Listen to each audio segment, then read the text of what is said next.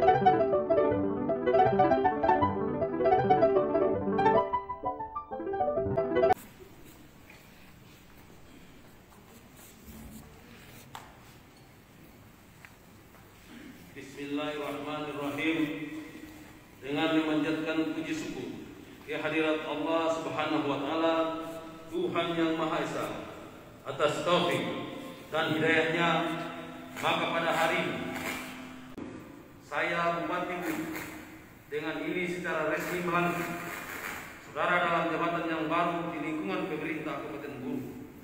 Saya percaya bahwa saudara akan melaksanakan tugas dengan sebaik-baiknya sesuai dengan tanggung jawab yang diberikan.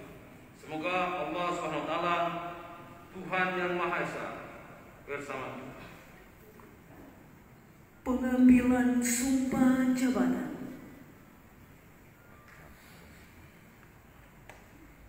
Sebelum saya mengambil sumpah, saya akan bertanya kepada saudara, apakah saudara bersedia mengucapkan sumpah menurut agama saudara? Bersedia? Ikutilah kata-kata saya. Demi Allah saya bersumpah. Demi Allah saya bersumpah Bahwa saya akan setia dan taat kepada Undang-Undang Dasar Negara Republik Indonesia Undang-Undang Dasar Negara Republik Indonesia tahun 1945 serta akan menjalankan segala peraturan perundang-undangan dengan seluruh-seluruhnya demi dharma bakti saya kepada bangsa dan negara. Bahwa saya dalam menjalankan tugas jabatan akan menjunjung etika jabatan bekerja dengan sebaik-baiknya dan dengan penuh rasa tanggung jawab. Bahwa saya akan menjaga integritas tidak menyalahgunakan kewenangan serta menghindarkan diri dari perbuatan tercela. Penandatanganan berita acara pelantikan.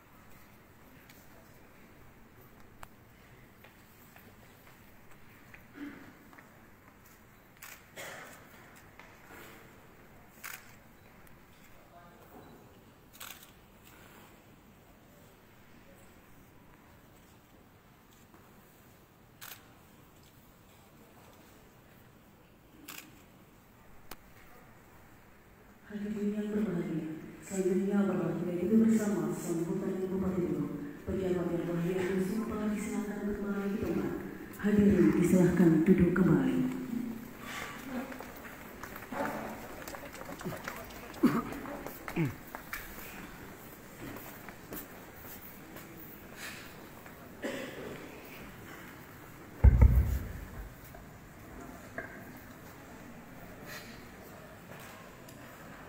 Bismillahirrahmanirrahim. Assalamualaikum warahmatullahi wabarakatuh. Salam sejahtera untuk kita sekalian. Yang terhormat para unsur Forum Koordinasi Pimpinan Daerah Kabupaten Buru, yang terhormat Kepala Instansi Vertikal di Kabupaten Buru, yang terhormat Saudara Sekretaris Daerah, yang saya hormati para asisten, staf ahli, inspektur, kepala dinas, badan dan kepala RSUD serta bagian di lingkup pemerintah Kabupaten Buru, yang saya hormati pimpinan, yang saya hormati Ketua DPRD Kabupaten Buru, yang saya hormati unsur pimpinan BUMN dan BUMD, yang saya hormati tokoh agama, tokoh masyarakat, tokoh adat serta para camat, hadirin, pimpinan organisasi wanita, insan pers, rektor Universitas Ikra Boru, hadirin undangan yang berbahagia. Di kesempatan yang baik ini saya mengajak kita sekalian untuk marilah selalu kita panjatkan puji dan syukur kehadirat Allah Subhanahu wa taala, dan senantiasa mari kita karena atas limpahan rahmat dan hidayahnya sehingga kita masih diberikan nikmat sehat dalam menjalankan tugas aktivitas kita serta mengabdi kepada bangsa dan negara di bumi Bubolo tercinta. Salawat dan salam kita sampaikan kepada baginda Nabi besar Muhammad sallallahu alaihi wasallam beserta para sahabat, keluarga, tabi'in dan tabi'ah hingga akhir dan pengikutnya hingga di akhir zaman. Hari ini saya mengucapkan selamat kepada saudara sekretaris daerah yang baru saja dilantik dan diambil sumpah jabatan. Saudara-saudara hadirin yang saya hormati, berbagai tantangan dan rintangan yang dihadapi, baik selama kita berada dalam kondisi kekosongan jabatan sekretaris daerah sampai dengan pelaksanaan seleksi hingga proses pelantikan hari ini, menjadikan kita jauh lebih teliti dan jauh lebih siap serta berhati-hati dalam setiap pengambilan keputusan. Pengisian jabatan sekretaris daerah ini merupakan jabatan strategis yang telah melalui berbagai pentahapan sesuai dengan ketentuan peraturan perundang-undangan yang berlaku, serta seluruh proses baik dengan pemerintah provinsi, dengan pemerintah pusat, serta Kementerian Dalam Negeri, Komisi Aparatur Negara telah dilakukan dengan memperhatikan seluruh aspek legal formal.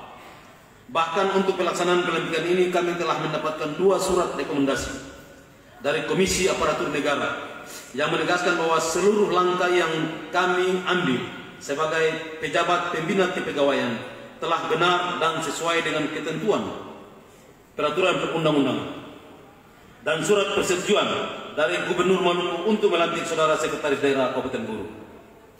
Dengan pertimbangan itulah kami melaksanakan proses pelantikan dan pengambilan keputusan sekretaris daerah guna melaksanakan amanat undang-undang serta untuk memberikan kepastian dalam pelaksanaan penyelenggaraan birokrasi dan pelayanan publik kepada masyarakat di negeri Bupolo yang sama-sama kita cintai. Saudara-saudara hadirin yang saya hormati, di kesempatan yang baik ini pula saya menyampaikan apresiasi dan mengucapkan terima kasih kepada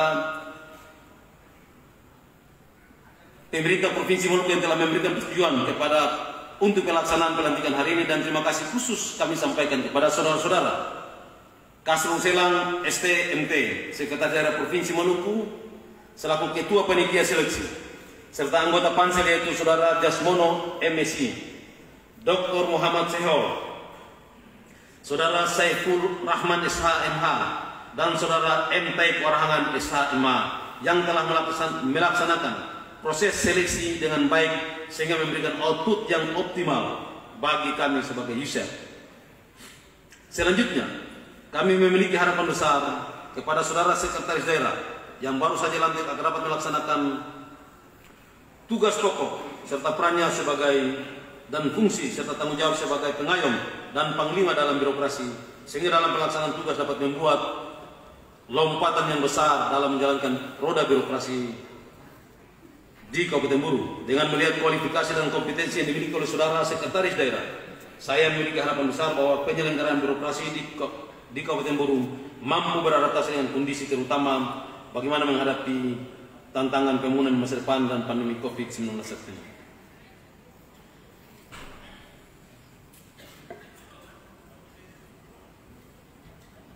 Bapak Ibu hadirin yang saya hormati, tentunya dengan pelaksanaan pelantikan sekda hari ini, kita semua berharap bahwa dan telah memiliki pengalaman dari berbagai pengalaman yang telah kita dapatkan dan diperhadapkan dengan situasi daerah maupun situasi nasional serta kondisi dunia saat ini, maka tentunya tugas sekda hari ini sangat berat.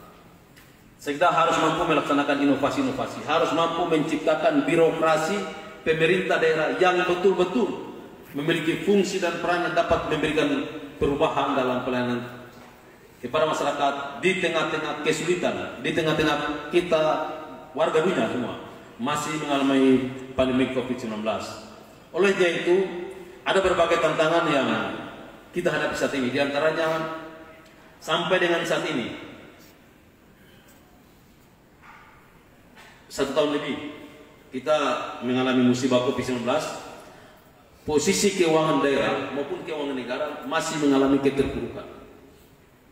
Bahkan secara nasional, kondisi keuangan kita mengalami hal yang sangat memprihatinkan. Tapi masih untung, kita Indonesia sekalipun dalam kondisi yang sangat memprihatinkan, tetapi kekuatan ekonomi kita belum masuk kepada hampir lebih dari ikut 100 negara lebih yang telah terjun bebas akibat daripada pengaruh COVID-19. Ekonominya runtuh. Di satu sisi, kita diperhadapkan dengan satu situasi yang mana masyarakat dan dinamika ini harus terus berkembang. Masyarakat butuh hidup, roda pemerintahan harus terus bergerak. Dan di sisi lain, kita juga diperhadapkan dengan situasi, kondisi, serta situasi politik negara yang tidak terlalu menguntungkan. Di akhir tahun 2020 ini, berbagai situasi yang kita saksikan memang betul-betul menjadikan perhatian ekstra, baik dari pemerintah pusat, pemerintah provinsi, dan pemerintah kabupaten. Kita baru saja melaksanakan pesta demokrasi pilkada, kemudian diperhadapkan dengan berbagai macam kondisi-kondisi yang membutuhkan keseriusan dalam penanganan. Olehnya itu, Kabupaten Buru memang tidak terlalu terdampak dengan berbagai persoalan-persoalan yang kita hadapi. Tetapi bagaimana kita menciptakan kemajuan sinergitas di seluruh aspek penyelenggaraan pemerintahan, sehingga sekalipun dalam kondisi keterpurukan tetapi kita mampu membuat lompatan.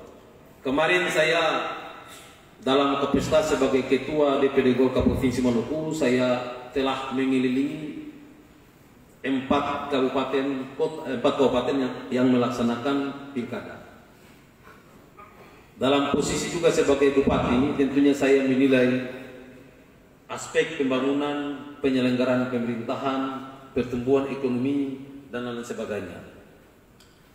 Dengan tidak bermaksud menyombongkan diri dan berbangga, alhamdulillah syukur kita Kabupaten Buru, menurut penilaian kami masih jauh lebih daripada beberapa daerah yang lain. Nah, itu juga dibuktikan dengan penilaian oleh pemerintah pusat maupun instansi pemerintah yang memiliki kewenangan.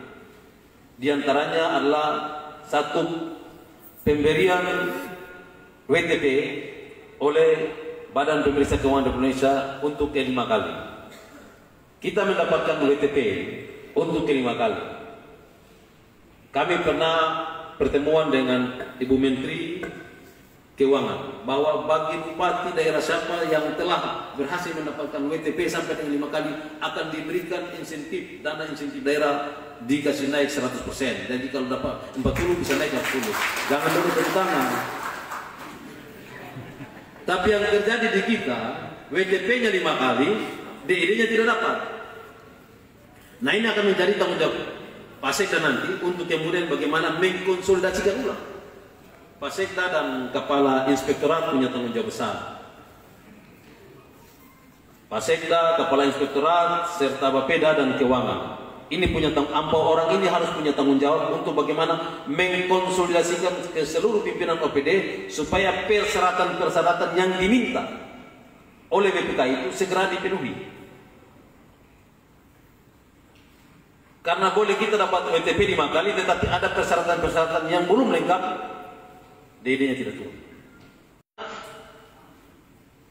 Kabupaten Buru saat ini telah, jadi kita sudah keluar dari zona daerah tertinggal. Ada satu kebanggaan bahwa kinerja diukur ada berbanding lurus. Kalau kita daerah dalam satu daerah tertinggal tentunya enak, dapat DAP afirmasi, dapat ada 3 jenis dak yang dua jenis dana dak yang kemudian hilang. Kenapa hilang? Ya.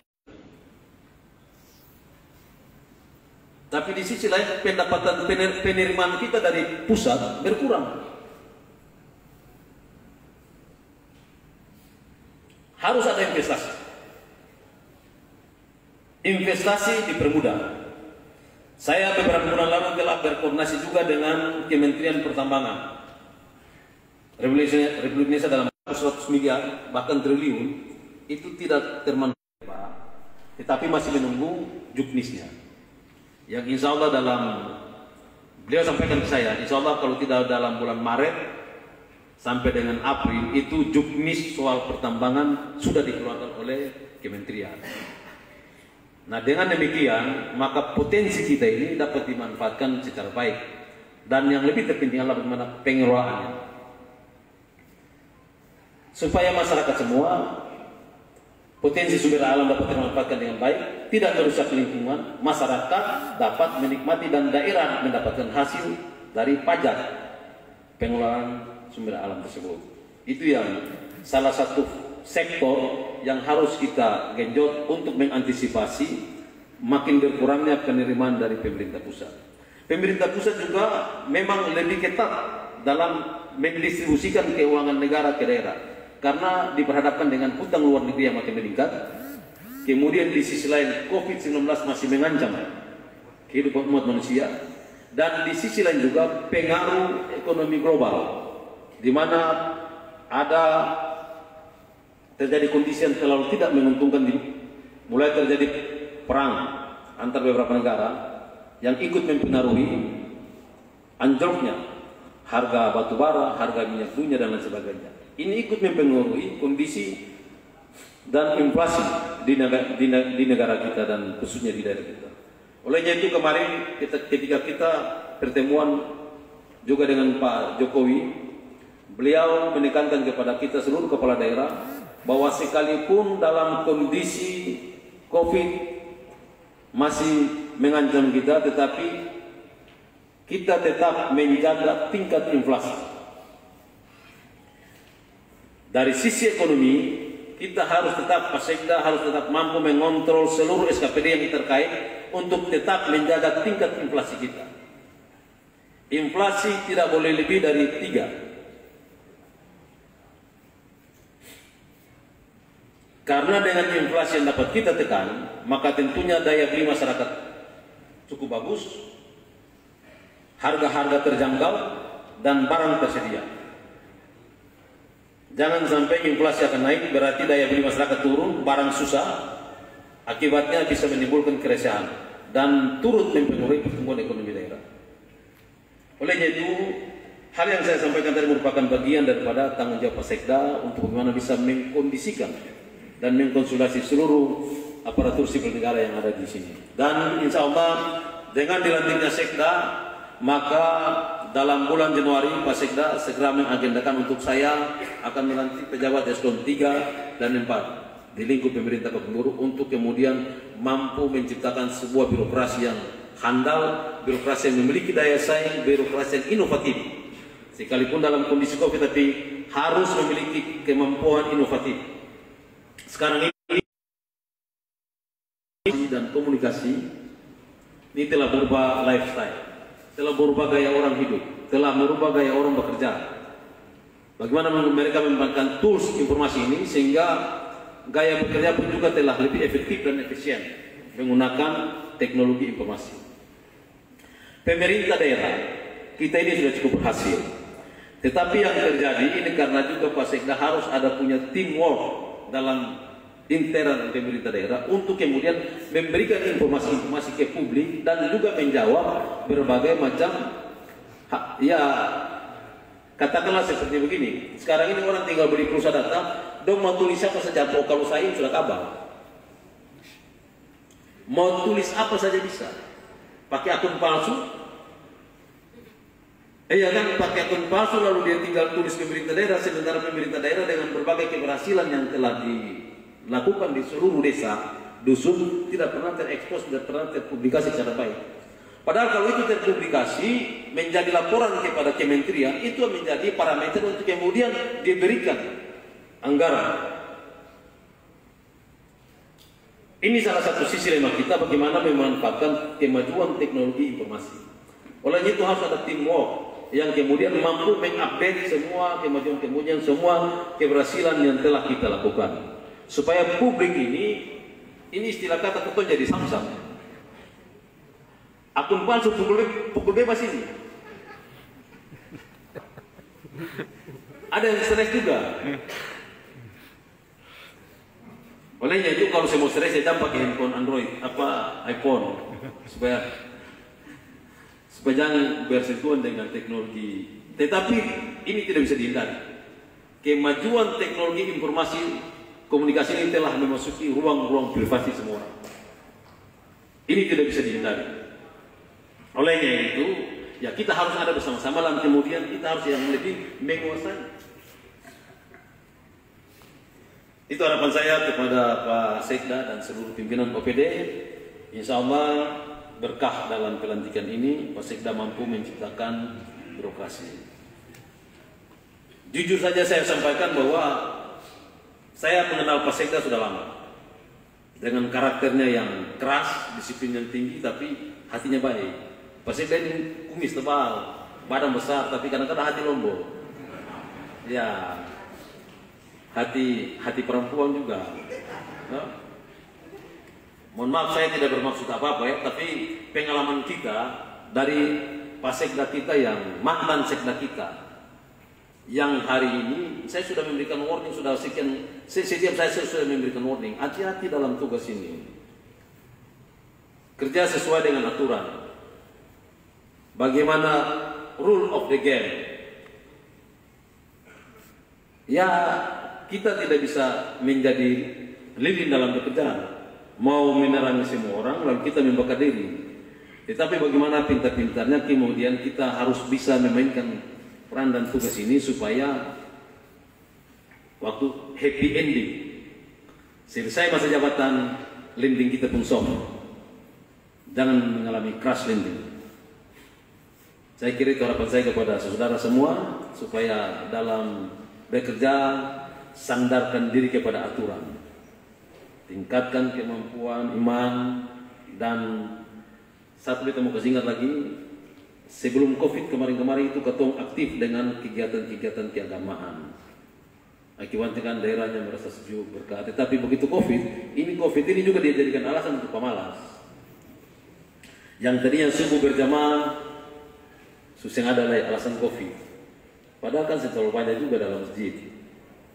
Tapi kalau pesta kan lebih banyak dengan apalagi di pasar. Jadi ya coba kita pikirkan akan ulang kegiatan-kegiatan itu yang menyentuh masyarakat sehingga masyarakat Kabupaten Buru menjadi sejuk, menciptakan masyarakat yang baldatun tayyibatun warabun ghafur. Demikian harapan saya kepada Pak Sekda dan seluruh pimpinan OPD dengan jajarannya, dan mari kita tingkatkan koordinasi dan kerjasama yang lebih baik lagi dengan Pak Dandim beserta seluruh jajaran, Pak Kapolres beserta seluruh jajaran, Pak dari Pengadilan Negeri, Pengadilan Agama, Pak Rektor maupun dari seluruh instansi vertikal, pihak perbankan, sehingga tugas kita sudah diproyeksi memajukan bangsa dan negara, khususnya di daerah Bumi Buporo yang sama-sama kita cintai. Billahi taufiq wal hidayah. Wassalamualaikum warahmatullahi wabarakatuh.